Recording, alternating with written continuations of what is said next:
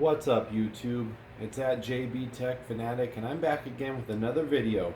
And in this one, I decided to take a little time to explain one question that everyone asks. And that is, I just went to the store and spent a couple $1,000s on one of the best TVs, and when I turn it on, the picture looks horrible. Why? Why does it look like it's a soap opera? Why is it too bright or too colorful, or why does it look washed out? Well, the answer is when you take a TV out of the box, everyone's eyes like different things.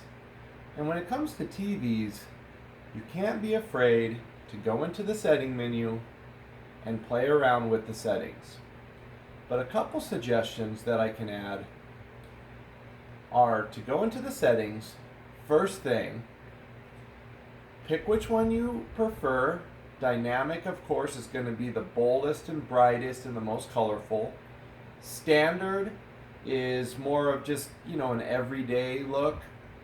Natural and movie, that's supposed to be what the human eye likes to look at more. However, it's not my favorite. Movies typically a lot darker. I know some people like that look.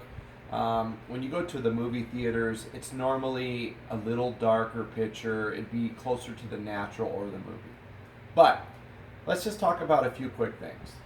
Go into standard, and when you're in standard, usually your TV, this one again is the Samsung Q7F. And this one has, lots of different settings, so it can get kind of confusing. But picture size settings, 16:9 aspect ratio. When you see something that says fit to screen, make sure that that's turned on. Actually, what this does is it kind of pushes the picture back a little bit so you can see more. It's a little bit like why they do widescreen, so you can see more of the shot. Of course, it's not that much more of a difference, but it backs it up and it helps with focus. So definitely turn that on. Now, when you go down to expert settings, first one is the backlight. Now, on the newer TVs, edge-lit, backlit TVs, you have lighting coming from different places. In this case, the backlight being the light in the back. So, depending on what time of day it is, usually if it's really bright, you would want to turn this up to wherever you're comfortable. I would say put it at 20. So we go to 20. So the next one, again, on this TV, I'm going to leave that at 0. Now, usually you're going to get a number, and you're going to sit around 50. This, again, is a new model. They've laid it out a little differently.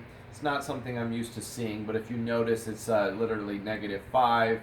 And it basically goes up to +5, and I just sit it right in the middle. So, but for the average eye, I recommend around 45 to 50, depending on what you like. Play with it and see. Now, on contrast, usually this is what causes problems when you're watching older content, maybe something that's not a direct source, like a Blu-ray player. Let's just say you're watching a cable company. Contrast on standard mode, if you drop this down to right at 85, that usually helps a lot. So try that. The next one is sharpness. Now, sharpness can cause a lot of problems.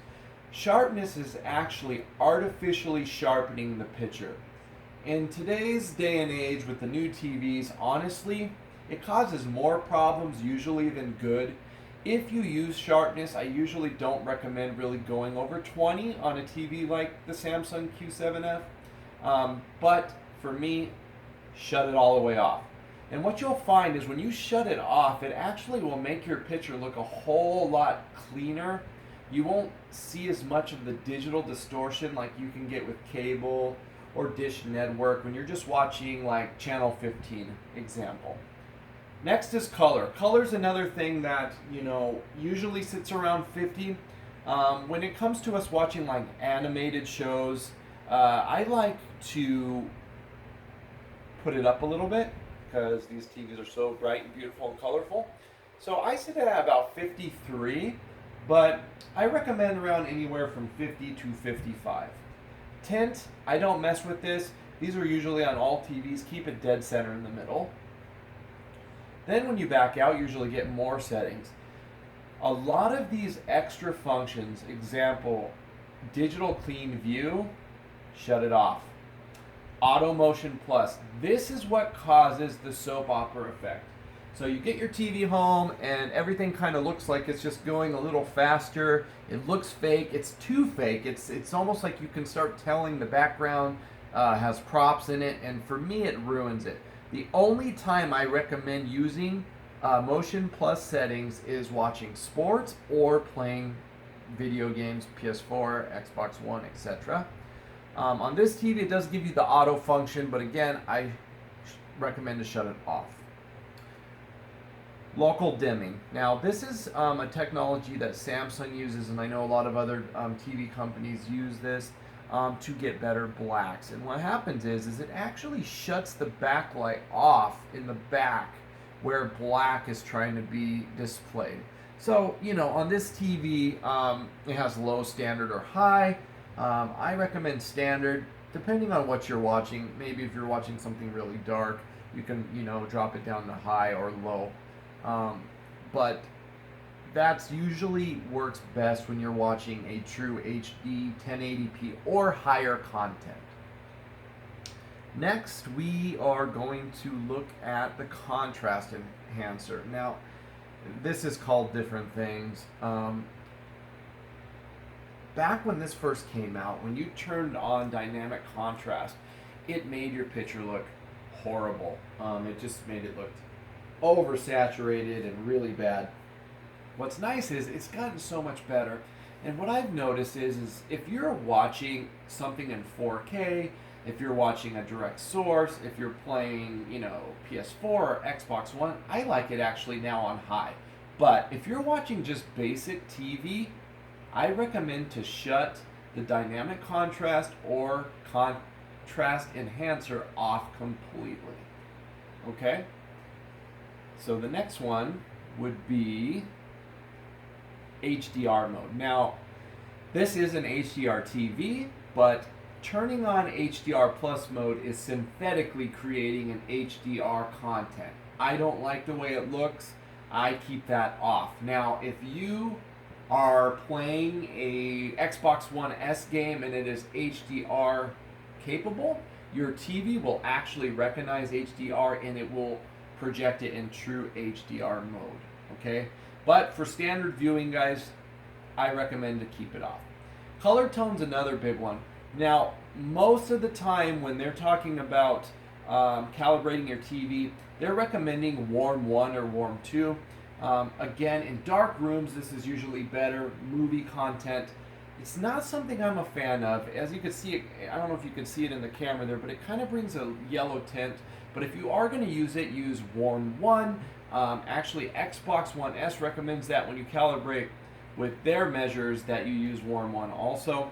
But to be honest with you guys, standard is the one that I like more. Cool kind of brightens it up a little more too. Standard or cool is what I would recommend.